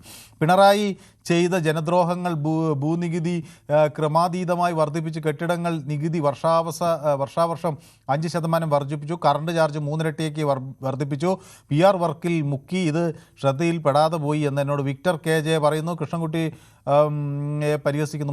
മോഹനൻ ക്രിസ് എന്നോട് പറയുന്നു, മനു UDF ജയിക്കാൻ സാധ്യത ഉണ്ടാവും, പക്ഷേ അവർക്ക് തന്നെ ആത്മവിശ്വാസം കാണുന്നില്ല. അവരുടെ അകത്തള കലഹങ്ങൾ നോക്കുമ്പോൾ LDF സ്വയം തന്നെ വീണ്ടും അധികാരത്തിലേക്ക് എത്തും എന്നാണ് ക്രിസും പറയുന്നത്. അപ്പോൾ എല്ലാവരും ഇപ്പോൾ UDF തമ്മിലടിയെക്കുറിച്ചാണ് പറയുന്നത് കേട്ടോ. വിക്ടറിന് 100 മാർക്ക് കൊടുക്കുന്നു. സുനിൽകുമാർ, ഒരു 2000 രൂപ ക്ഷേമ പെൻഷൻ കൊടുത്താൽ കേരളത്തിലെ ജനങ്ങളുടെ വയറ് നിറയുമല്ലോ, അതാണ് LDF കരുതിയതെങ്കിൽ UDF വിജയം എന്ന് ഹൈദർ പറയുന്നുണ്ട്. ഇത്രയും ജനങ്ങളെ ഉപദ്രവിച്ചു വെറുപ്പിച്ച ഒരു മുഖ്യമന്ത്രി വേറെ ഇല്ല എന്നാണ് സുനിലിൻ്റെ അഭിപ്രായം. ക്രിസ് പറയുന്നു വർക്ക്ഷോപ്പ് എന്ന് പറഞ്ഞിട്ട് എന്നോട് ചിരിക്കുന്നുണ്ട്. ഓക്കെ, മാത്യു ചേട്ടാ, അത് വയനാട്ടിൽ രാഹുലും പ്രിയങ്കയും വന്നത് അവർക്ക് വയനാട് മുഴുവൻ അറിയാലോ എന്ന് പറയുന്നു. ജയകുമാർ എന്നോടൊപ്പം ചേർന്നിരിക്കുന്നു. നമസ്കാരം സാർ. സന്തോഷ് കാസർഗോഡിനോട് നമസ്കാരം എന്ന് പറയുന്നു. എസ് കുമാർ പറയുന്നു, മനുസാറെ ഇടതന്മാർക്ക് G. സുധാകരൻ സാറിനെ ഇഷ്ടമല്ലാത്തത് മോദി കേരളത്തിന് വേണ്ടി ചെയ്ത നല്ല കാര്യങ്ങൾ തുറന്നു പറഞ്ഞതുകൊണ്ടാണ് സുധാകരൻ സാറെ ഇഷ്ടമല്ലാത്തതെന്ന് എസ് കുമാർ എന്നോട് പറയുന്നു. ഗ്ലാഡിയേറ്റർ കേരളത്തിലെ അടുത്ത ഇന്ത്യ മുന്നണി മുഖ്യമന്ത്രി റിയാസ് ആകുമെന്നൊക്കെ പറഞ്ഞ് പരിഹസിക്കുന്നുണ്ട്. ജയന് നമസ്കാരം പറയുന്നു സുനിൽകുമാർ. മുരളീധരൻ നായർ, MN മുരളീധരൻ നായർ എനിക്ക് വളരെ ഇഷ്ടപ്പെട്ട ആളാണ്, അദ്ദേഹം വന്നിട്ടുണ്ട്. സ്ക്രീനിൽ സൈക്കിളിൽ കാണുമ്പോൾ പഴയൊരു സംഭവം. മിന്നൽ പരമശിവൻ നായർ തിരുവനന്തപുരം പോലീസ് SI ഇരുന്നപ്പോൾ 2 പയ്യന്മാരെ പിടിച്ചു. ശിക്ഷ മലർന്നു കിടന്ന് 1 മണിക്കൂർ സൈക്കിൾ ചവിട്ടും പോലെ ചെയ്യുക എന്നൊരു ശിക്ഷ കൊടുത്തു. ഈ മിന്നൽ അത് ഈ മുരളീധരൻ നായർ പറഞ്ഞപ്പോഴേ ഞാൻ ഓർത്തു, പണ്ട് പല ആളുകളും ഈ പോലീസുകാരുടെയൊക്കെ ഒരു വലിയ വിനോദം ഇത്തരം റാഗിങ്ങുകളായിരുന്നു. അപ്പോൾ വല്ല ലൈറ്റൊക്കെ ഇട്ടിട്ട് അറിയാതെ പോയി കഴിഞ്ഞാൽ അവരെ ഇങ്ങനെ സ്റ്റേഷനിൽ കൊണ്ടിരുന്ന് ഇങ്ങനെ മിന്നിക്കുക, പിന്നെ ഇമാജിനറി ചെയറിലിരുത്തുക, ചെറിയ ചെറിയ കുറ്റങ്ങൾ ചെയ്ത ആളുകളെ ഇങ്ങനെ വലിയ ഇത്തരം മനുഷ്യത്വം എന്നത് പറയുന്നത് ഒരു മനുഷ്യാവകാശ ലംഘനമാണെന്നാണ്. പുതിയ നൂറ്റാണ്ടിലൊന്നും അത് നടക്കില്ല. പക്ഷേ ഇങ്ങനെ ചെയ്ത് അത് ഒരു വീരസാഹസികതയായി പറഞ്ഞ് മീശയൊക്കെ ഇങ്ങനെ വെച്ച് കിടക്കുന്ന പോലീസുകാരുടെ ഒരു കാലം ഉണ്ടായിരുന്നു. ഇപ്പോഴും പോലീസുകാർക്ക് അങ്ങനെ ചില പ്രശ്നങ്ങളുണ്ട്. അവർ ഈ വലിയ കള്ളന്മാരെയോ കൊള്ളക്കാരെയോ ഒന്നും പോലീസുകാർ ഇടിക്കുകയോ അടിക്കുകയോ ഒന്നും കാര്യമായി ചെയ്യില്ല. അവർ ഈ ചെറിയ പെറ്റി ഒഫൻസ് ചെയ്യുന്നവരോടാണ് കൂടുതൽ അവർക്ക് വൈരാഗ്യം. മാത്രമല്ല, പോലീസിന് ഏറ്റവും ദേഷ്യം അവരോട് എന്തെങ്കിലും തട്ടിക്കയറുകയോ എന്തെങ്കിലും പറഞ്ഞാൽ ഉടനെ പിന്നെ അവനെ പിടിച്ചുകൊണ്ടുപോയി ഇടിച്ച് നിലം പരിശാക്കുക എന്നുള്ളതാണ്. ഇപ്പോൾ ഒരാൾ വഴിയിൽ നിൽക്കുകയാണ്, എന്താ പോടാ എന്ന് പറയുമ്പോൾ ഉടനെ അയാൾ പോയില്ലെങ്കിൽ ഞാനിവിടെ നിന്നാൽ എന്താ കുഴപ്പം, 144 വല്ലതും പ്രഖ്യാപിച്ചിട്ടുണ്ടെന്ന് വെച്ചാൽ ഉടനെ അവനെ കൊണ്ടുപോയി ഇടിക്കുക അടിക്കുക ഒക്കെ ചെയ്യും.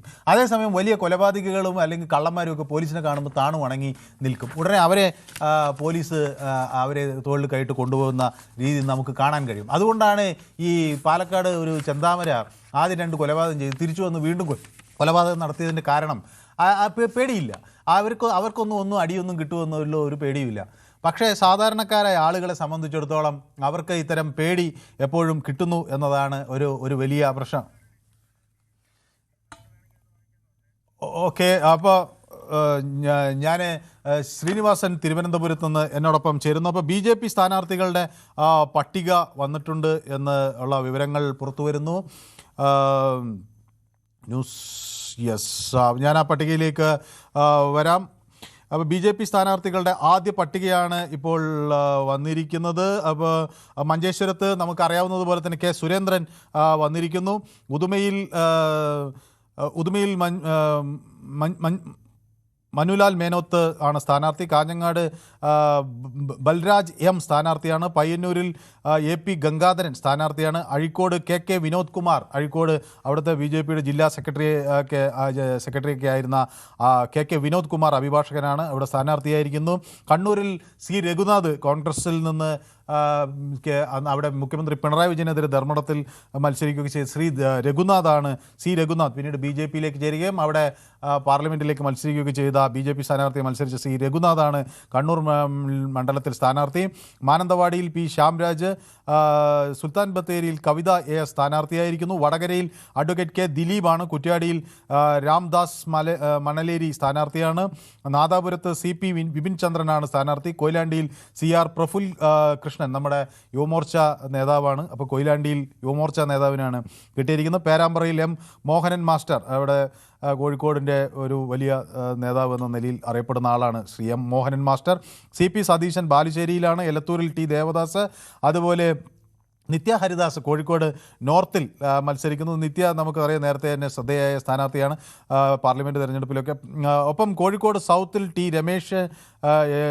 T രനീഷാണ് സ്ഥാനാർത്ഥി. ബേപ്പൂരിൽ KP പ്രകാശ് ബാബു, യുവമോർച്ചയുടെ മുൻ സംസ്ഥാന അധ്യക്ഷനൊക്കെ ആയിരുന്ന KP പ്രകാശ് ബാബു അഡ്വക്കേറ്റാണ്, അഭിഭാഷകനാണ്, ബേപ്പൂരിൽ നിന്നാണ് മത്സരിക്കുന്നത്. VK സജീവൻ മുൻകാല RSS നേതാവൊക്കെ ആയിരുന്നു. മാത്രമല്ല BJPയുടെ അവിടെ ഒരു സമുന്നതനായ നേതാവ് എന്ന തരത്തിൽ കുന്നമംഗലത്ത് നിന്ന് മത്സരിക്കുന്നു. ഷൊർണൂറിൽ നമ്മുടെ മാധ്യമ രംഗത്തൊക്കെ ചർച്ചയിലൂടെ ശ്രദ്ധേയനായ ശങ്കുട്ടി ദാസ് ആണ് മത്സരിക്കുന്നത്. ഒറ്റപ്പാലത്ത് മേജർ രവിയാണ് സ്ഥാനാർത്ഥി എന്ന വിവരങ്ങൾ പുറത്തു വരുന്നു. മലമ്പുഴയിൽ BJPയുടെ സംസ്ഥാന ജനറൽ സെക്രട്ടറി C കൃഷ്ണകുമാർ ആണ് മത്സരിക്കുന്നത്. കൃഷ്ണകുമാർ കഴിഞ്ഞ തവണ മലമ്പുഴയിൽ മത്സരിക്കുകയും 2ാം സ്ഥാനത്ത് എത്തുകയും ഒക്കെ ചെയ്തിട്ടുള്ള സ്ഥാനാർത്ഥിയാണ്. പാലക്കാട് ശോഭ സുരേന്ദ്രൻ നേരത്തെ തന്നെ നമുക്കറിയാം സ്ഥാനാർത്ഥിയായി പ്രഖ്യാപിച്ചു. ചേലക്കരയിൽ K ബാലകൃഷ്ണൻ ആണ് സ്ഥാനാർത്ഥി. ബാലകൃഷ്ണൻ നമുക്കറിയാം അവിടെ ചേലക്കരയിൽ അദ്ദേഹത്തിന് നേരത്തെ മത്സരിച്ചിട്ടുള്ള സ്ഥാനാർത്ഥിയാണ്. മണലൂരിൽ KK അനീഷ് കുമാർ മത്സരിക്കുന്നു. തൃശ്ശൂരിൽ പത്മജ വേണുഗോപാൽ സ്ഥാനാർത്ഥിയാണെന്നുള്ളത് നേരത്തെ വന്നിരുന്നതാണ്. ഇരിഞ്ഞാലക്കുടയിൽ സന്തോഷ് ചേരക്കുളം ആണ് സ്ഥാനാർത്ഥി. ദേവികുളത്ത് S രാജേന്ദ്രൻ പാർട്ടി വിട്ട് BJPയിലേക്ക് എത്തിയതൊക്കെ വലിയ ചർച്ചാ വിഷയമായിരുന്നു. ഇടയ്ക്ക് അദ്ദേഹം ഈ റിപ്പബ്ലിക്കൻ പാർട്ടി എന്ന് പറഞ്ഞ അത്തേവാലിയുടെ പാർട്ടിയിലേക്കൊക്കെ പോയി എന്നൊക്കെയുള്ള ചില വാർത്തകൾക്കുണ്ടായിരുന്നു. പക്ഷേ ഒടുവിൽ രാജേന്ദ്രൻ BJPയിലെത്തിയിരിക്കുന്നു. ദേവികുളത്ത് സ്ഥാനാർത്ഥിയാണ്. പാലയിൽ ഷോൺ ജോർജ് ആണ് സ്ഥാനാർത്ഥി എന്നത് നമുക്ക് നേരത്തെ അറിയാവുന്നതാണ്. അവിടെ ഷോൺ ജോർജ് അത് പ്രഖ്യാപിച്ചിട്ടുള്ള ഷോൺ ജോർജ് തന്നെയാണ് പാലയിലെ സ്ഥാനാർത്ഥി. വൈക്കത്ത് ശ്രീ K അജിത്ത് സ്ഥാനാർത്ഥിയാണ്. ഒപ്പം കാഞ്ഞിരപ്പള്ളിയിൽ മന്ത്രി ജോർജ് കുര്യൻ മുൻമന്ത്രിയായിരുന്ന ജോർജ് കുര്യനാണ് അവിടെ സ്ഥാനാർത്ഥിയായിരിക്കുന്നത്. പൂഞ്ഞാറിൽ PC ജോർജ് ആണ് മത്സരിക്കുന്നത്. അപ്പോൾ PC ജോർജും ഷോൺ ജോർജും മത്സരിക്കുന്നുണ്ട്. ഷോൺ ജോർജ് പാലയിൽ മത്സരിക്കുമ്പോൾ PC ജോർജ് പൂഞ്ഞാറിലാണ് മത്സരിക്കുന്നത്. അമ്പലപ്പുഴയിൽ അരുൺ അനിരുദ്ധൻ മത്സരിക്കുന്നു. അപ്പോൾ ഹരിപ്പാട് സന്ദീപ് വചസ്പതി, ഹരിപ്പാട് നിന്നുള്ള സന്ദീപ് വചസ്പതി BJP വക്താവാണ്, നേരത്തെ ഒരു മാധ്യമപ്രവർത്തകരാണ്. അപ്പോൾ ആ നിലയ്ക്കൊക്കെ വളരെ ശ്രദ്ധേയനായ ആളാണ് സന്ദീപ് വചസ്പതി. BJPയുടെ ഒരു യുവ മുഖങ്ങളിൽ ഒരാളായിരുന്നു. ആ നിലയ്ക്ക് BJPയുടെ വക്താവ് എന്ന നിലയ്ക്കൊക്കെ ശ്രദ്ധേയനായ സന്ദീപ് വചസ്പതിയാണ് ഹരിപ്പാടിൽ നിന്ന് മത്സരിക്കുന്നത്. ചെങ്ങന്നൂരിൽ നിന്ന് MV ഗോപകുമാർ മത്സരിക്കുന്നു. തിരുവല്ലയിൽ നിന്ന് BJPയുടെ ക്രിസ്ത്യൻ മുഖം എന്ന് വിശേഷിപ്പിക്കുന്ന അനൂപ് ആന്റണി മത്സരിക്കുന്നു. അതേപോലെ കരുനാഗപ്പള്ളിയിൽ VS ജിതിൻ ദേവ് മത്സരിക്കുന്നു. കുന്നത്തൂരിൽ രാജീവ് പ്രസാദാണ് സ്ഥാനാർത്ഥി. സ്ഥാനാർത്ഥിയാണ്. കൊട്ടാരക്കരയിൽ R രശ്മിയാണ് സ്ഥാനാർത്ഥി. ചാത്തന്നൂരിൽ BB ഗോപകുമാർ സ്ഥാനാർത്ഥിയാകുന്നു. ആറ്റിങ്ങലിൽ P സുധീർ BJP യുവമോർച്ച അതുപോലെ തന്നെ പിന്നോക്ക SC മോർച്ചയുടെയൊക്കെ നേതാവായിരുന്ന P സുധീറാണ് സ്ഥാനാർത്ഥി. നെടുമങ്ങാട് BJP വക്താവ് യുവരാജ് ഗോകുൽ ആണ് അവിടെ എടുക്കുന്നത്. കഴക്കൂട്ടത്ത് നേരത്തെ തന്നെ നമുക്കറിയാവുന്നതുപോലെ V മുരളീധരൻ ആണ് സ്ഥാനാർത്ഥി. നേരത്തെ അത് മുരളീധരൻ അവിടെ പ്രവർത്തനങ്ങൾ ആരംഭിക്കുകയും ചെയ്തതാണ്. വട്ടിയൂർക്കാവിലും എല്ലാവർക്കും അറിയാം R ശ്രീലേഖ അവിടെ നിന്ന് മത്സരിക്കുമെന്ന കാര്യം. നേമത്ത് രാജീവ് ചന്ദ്രശേഖറും നേരത്തെ പ്രവർത്തനം ആരംഭിച്ച അദ്ദേഹത്തിൻ്റെ പട്ടികയിൽ വന്നിട്ടുണ്ട്. പാറശാലയിൽ ഗിരീഷ് നെയ്യാറാണ് മത്സരിക്കുന്നത്. പാറശാല മണ്ഡലത്തിൽ നിന്ന് അഡ്വക്കേറ്റ് ഗിരീഷ് നെയ്യാർ മത്സരിക്കുന്നു. കാട്ടക്കടയിൽ നമുക്കറിയാവുന്നതുപോലെ തന്നെ PK കൃഷ്ണദാസും മത്സരിക്കുന്നു. അപ്പോൾ സ്ത്രീകൾക്ക് കുറേയൊക്കെ ഒരു മുൻഗണന നൽകിയിട്ടുണ്ടെന്ന് എനിക്ക് തോന്നുന്നു. R ശ്രീലേഖയുണ്ട്, ശ്രീമതി R രശ്മിയുണ്ട്, രാജീവ് പ്രസാദ് വനിതാ സ്ഥാനാർത്ഥിയാണ്, ശോഭ സുരേന്ദ്രനുണ്ട്, പത്മജ വേണുഗോപാലുണ്ട്, നവ്യ ഹരിദാസ് ഉണ്ട്, അതോടൊപ്പം കവിത AS ഉണ്ട്. അപ്പോൾ സ്ത്രീകൾക്ക് പേരുകൾ വരുമ്പോൾ 47 പേരുകൾ വരുമ്പോൾ 47 പേരുടെ പേരുകൾ പ്രഖ്യാപിക്കുമ്പോൾ 7 പേർ അതിൽ വനിതകളാണ് എന്നുള്ളത് ശ്രദ്ധേയമാണ്. പക്ഷേ കൂടുതൽ വനിതകളെ ഉൾക്കൊള്ളിക്കാനുള്ള ഒരു ഉത്തരവാദിത്വം BJPക്ക് ഉണ്ടായിരുന്നു സംശയിക്കാം. നമുക്ക് വരുന്ന ദിവസങ്ങളിലും മറ്റ്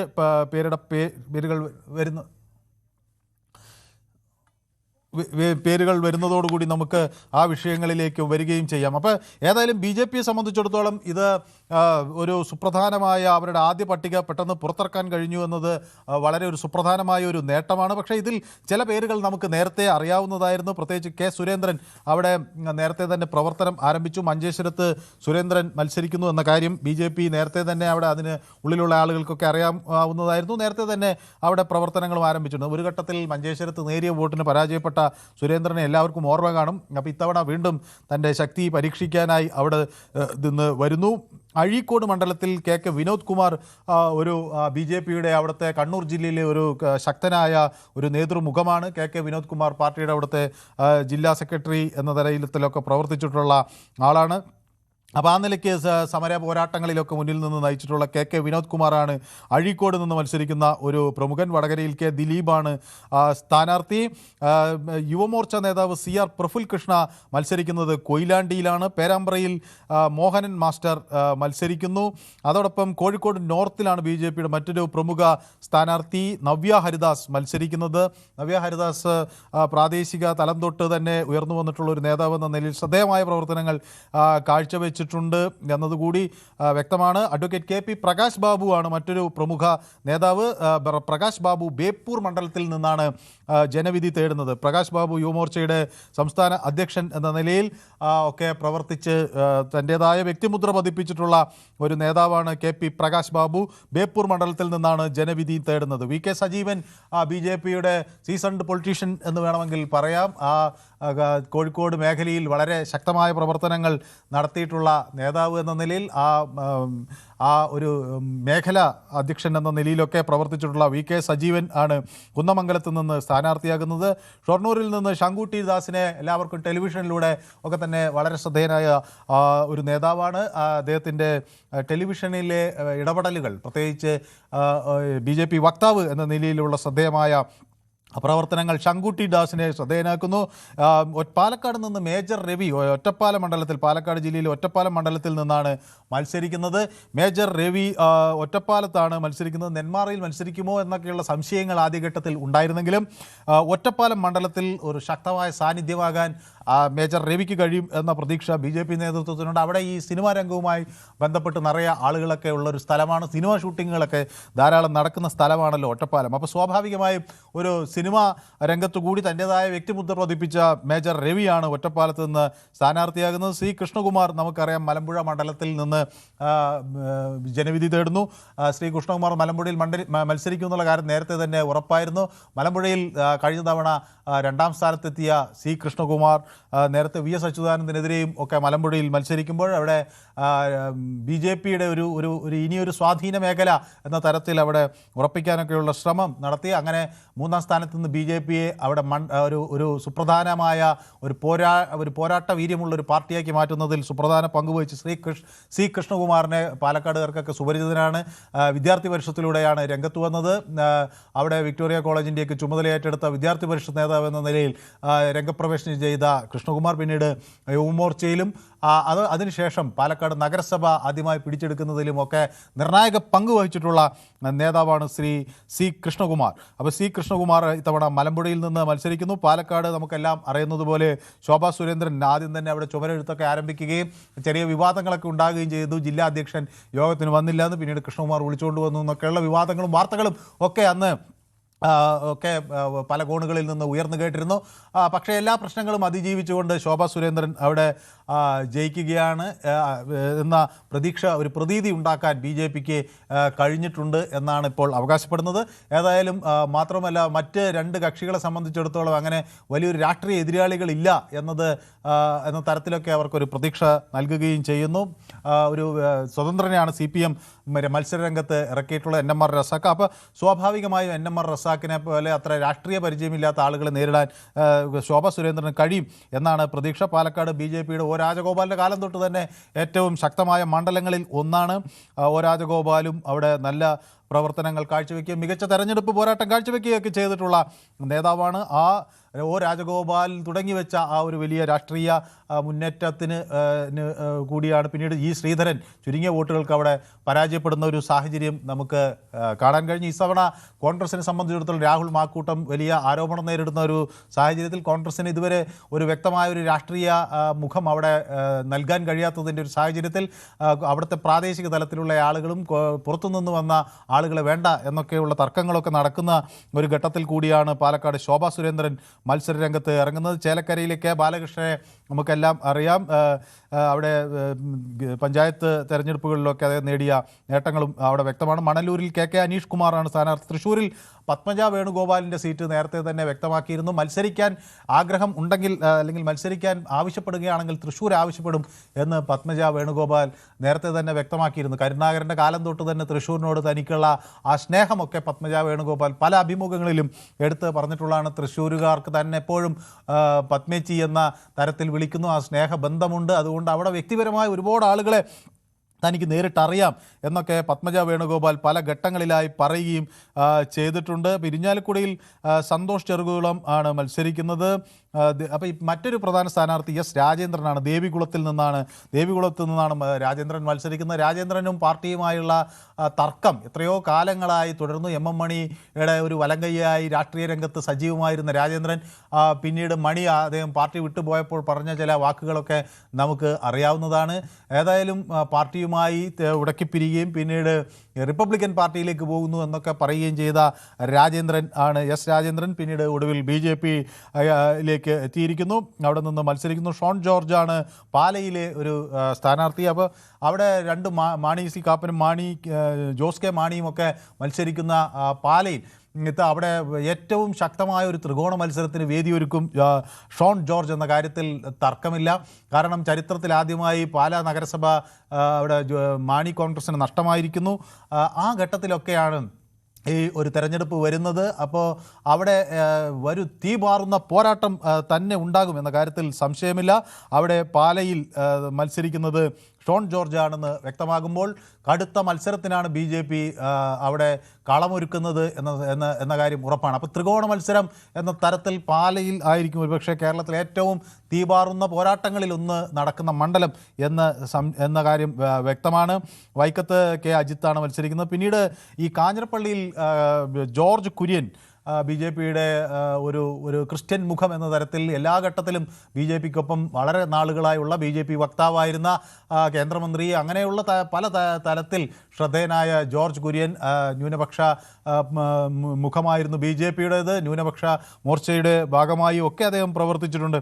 അപ്പോൾ ജോർജ് കുര്യൻ ആണ് അവിടെ കാഞ്ഞിരപ്പള്ളി നടക്കുന്നത്. പ്രത്യേകിച്ച് ഈ ക്രിസ്ത്യൻ ഔട്ട്റീച്ചൊക്കെ BJP നടത്തുമ്പോൾ അവർ മുന്നിൽ വെച്ച ഒരു പ്രധാന നേതാവ് ജോർജ് കുര്യനായിരുന്നു.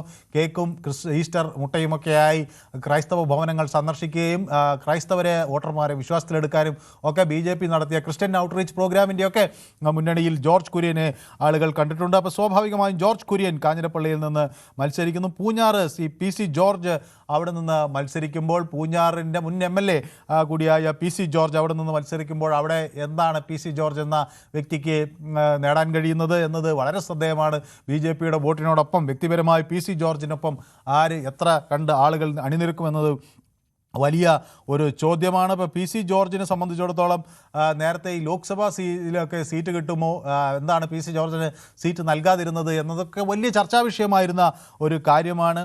അന്ന് AK ആൻ്റണിയുടെ മകന് സീറ്റ് കൊടുത്തതിനെ സംബന്ധിച്ച് PC ജോർജ് നടത്തിയ ചില പ്രസ്താവനകളും ഒക്കെ ഉണ്ട്.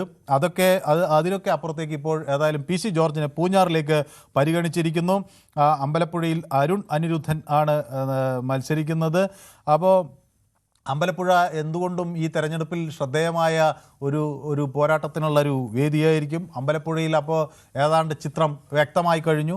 അമ്പലപ്പുഴയിൽ ഉള്ള സ്ഥാനാർത്ഥികളെ സംബന്ധിച്ചുള്ള ചിത്രവും വ്യക്തമായി കഴിഞ്ഞു.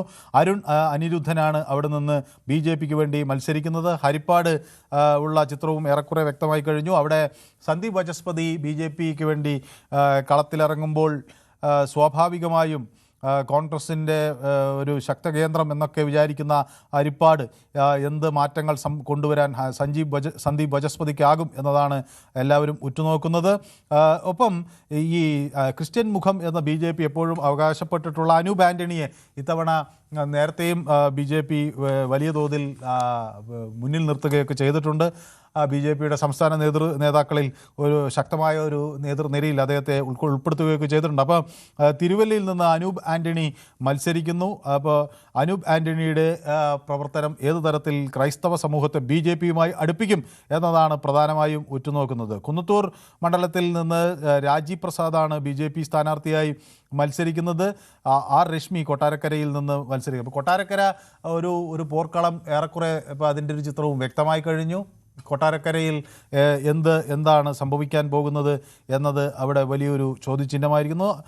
രശ്മിയാണ് BJP സ്ഥാനാർത്ഥിയായി കൊട്ടാരക്കരയിൽ നിന്ന് മത്സരിക്കുന്നത്. ചാത്തന്നൂരിൽ നിന്ന് BB ഗോപകുമാർ സ്ഥാനാർത്ഥിയാകും. അതുപോലെ SC മോർച്ച നേതാവ് P സുധീർ ആറ്റിങ്ങലിൽ നിന്നാണ് BJP സ്ഥാനാർത്ഥിയാകുന്നത്. ടെലിവിഷനിലൂടെ നമുക്കൊക്കെ പരിചിതനായ ഒരു വക്താവ്, BJPയുടെ വക്താവാണ് യുവരാജ് ഗോകുൽ. നെടുമങ്ങാട് നിന്ന് യുവരാജ് ഗോകുൽ മത്സരിക്കും. വലിയ പ്രതീക്ഷയാണ് ഒരു യുവാവ് എന്ന നിലയിൽ, ഒരു പാർട്ടിയുടെ യുവ മുഖമെന്ന നിലയിലൊക്കെ യുവരാജ് ഗോകുലിനെ മുന്നോട്ട് വയ്ക്കുന്നത്. V മുരളീധരൻ BJP സംബന്ധിച്ചിടത്തോളം BJPയുടെ സംസ്ഥാന അധ്യക്ഷൻ എന്ന നിലയിൽ, അതുപോലെ കേന്ദ്രമന്ത്രി എന്ന നിലയിലൊക്കെ ശ്രദ്ധേയനായ പ്രവർത്തനങ്ങൾ കാഴ്ചവെച്ച V മുരളീധരൻ വിദ്യാർത്ഥി പരിഷത്തിൻ്റെ നേതൃരംഗത്ത് BJP വിദ്യാർത്ഥി പരിഷത്തിൻ്റെ സംസ്ഥാന ഓർഗനൈസിംഗ് സെക്രട്ടറി എന്ന നിലയിൽ സ്വയം രാഷ്ട്രീയ രംഗത്ത് അടയാളപ്പെടുത്തി. പിന്നീട് നെഹ്റു യുവകേന്ദ്രയുടെ വൈസ് ചെയർമാൻ തൊട്ട് അങ്ങനെയുള്ള പദവികളെല്ലാം അലങ്കരിച്ച് പിന്നീട് BJPയുടെ കേന്ദ്രമന്ത്രി ആകുന്ന സാഹചര്യം നമ്മൾ കണ്ടു. V മുരളീധരൻ കഴക്കൂട്ടത്ത് ഇത്തവണ എന്ത് മാറ്റം ഉണ്ടാക്കും? സാധാരണ ഈ പാർലമെൻറ്റ് തെരഞ്ഞെടുപ്പിൽ ഉള്ള വോട്ടിംഗ് പാറ്റേണിൽ നിന്ന് വ്യത്യസ്തമായിരിക്കും അസംബ്ലി ഇലക്ഷനിൽ നിന്ന് എന്ന് മറുപക്ഷമൊക്കെ പറയുന്നുണ്ടെങ്കിലും V മുരളീധരനെ സംബന്ധിച്ചിടത്തോളം ഈ കഴക്കൂട്ടം മണ്ഡലം വലിയ പ്രതീക്ഷയാണ് നൽകുന്നത് എന്ന കാര്യത്തിൽ ഒരു സംശയവുമില്ല. വട്ടിയൂർക്കാവിൽ നേരത്തെ തന്നെ പാർട്ടി പ്രഖ്യാപിച്ചിട്ടുള്ളതാണ്.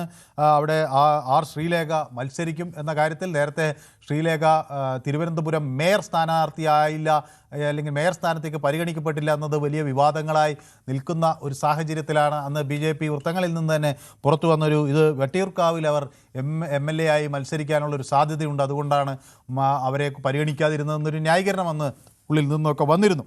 ഏതായാലും അന്ന് താൻ അതിനൊന്നും തയ്യാറാവുകയേക്കില്ല എന്നൊക്കെയെങ്കിലും പറഞ്ഞു ഒഴിഞ്ഞെങ്കിലും ശ്രീലേഖ പറഞ്ഞിരുന്നെങ്കിലും ഇപ്പോൾ വട്ടിയൂർക്കാവിൽ നിന്ന് ശ്രീലേഖ തന്നെ സ്ഥാനാർത്ഥി എന്ന തരത്തിൽ വന്നിരിക്കുന്നു. മുൻ DGP ശ്രീലേഖ വട്ടിയൂർക്കാവിൽ നിന്ന് ജനവിധി തേടുന്നു. നേമത്ത് BJPയുടെ സംസ്ഥാന അധ്യക്ഷൻ തന്നെ നേരിട്ട് അവിടെ മത്സരരംഗത്തുണ്ട്. മത്സരരംഗം നേരത്തെ തന്നെ തുടങ്ങുകയും ഒക്കെ ചെയ്തിരുന്നു. അപ്പോൾ BJPയുടെ അക്കൗണ്ട് 2021 പൂട്ടിച്ചു എന്ന വലിയ ഒരു അവകാശവാദം നടത്തുന്ന ഒരു സാഹചര്യം CPM-നുണ്ട്. അപ്പോൾ അവിടുന്ന് തൊഴിൽ മന്ത്രി V ശിവൻകുട്ടി മത്സരിച്ച മണ്ഡലത്തിൽ ആണ് അവിടെ നിന്ന് ഇപ്പോൾ രാജീവ് ചന്ദ്രശേഖർ നേരിട്ട് മത്സരിക്കുന്നത്. അപ്പോൾ അവിടെയും ശക്തമായ ഒരു പോരാട്ടം ഉണ്ടാകുമെന്ന കാര്യത്തിൽ സംശയമില്ല. കാട്ടാക്കടയിൽ BJPയുടെ മുൻ സംസ്ഥാന അധ്യക്ഷൻ PK കൃഷ്ണദാസ് യുവമോർച്ചയിലൂടെ വന്ന് ദീർഘകാലം BJPയുടെ നേതൃരംഗത്ത് എല്ലാവർക്കും അറിയാവുന്ന BJPയുടെ സൗമ്യമുഖം എന്ന് വിലയിരുത്തപ്പെടുന്ന PK കൃഷ്ണദാസാണ് അവിടെ നിന്ന് സ്ഥാനാർത്ഥിയായി കാട്ടാക്കടയിൽ നിന്ന് നമുക്ക് മുന്നിൽ എത്തുന്നത്. ഏതായാലും ഞാൻ ഇന്ന് നമ്മുടെ പൊതുവേദിയുടെ പല പ്രേക്ഷകരുടെ അഭിപ്രായങ്ങൾ ഇന്ന് ഉൾക്കൊള്ളാൻ കഴിഞ്ഞില്ല.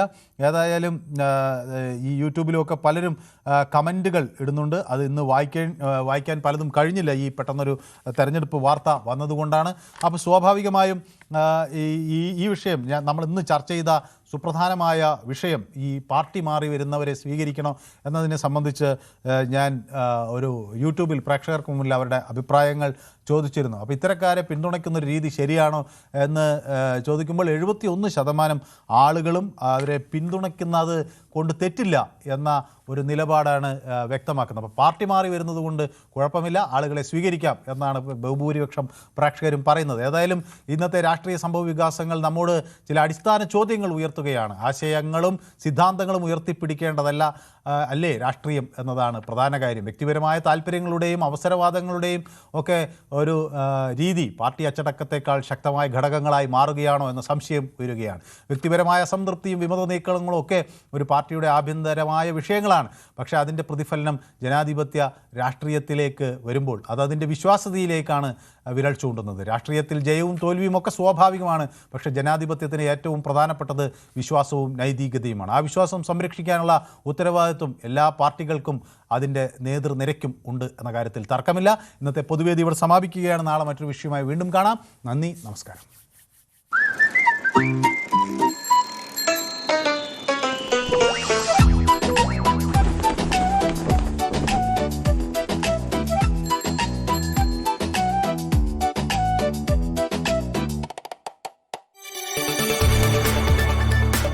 കൂടുതൽ വാർത്തകൾക്ക് News 18 Keralam YouTube channel subscribe ചെയ്യുക.